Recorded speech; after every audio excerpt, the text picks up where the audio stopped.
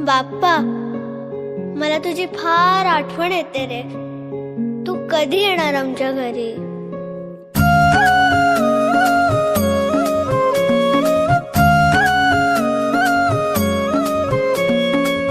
देवा तुझ्याच साठी उघडून दार, वाट पाहून झाली फार. चिंता हरून देवा थकला असणार, दे माझ्या खांद्यावर भार. थोडा इथं टेकून जा, घास खाऊन माझ्या हातातला.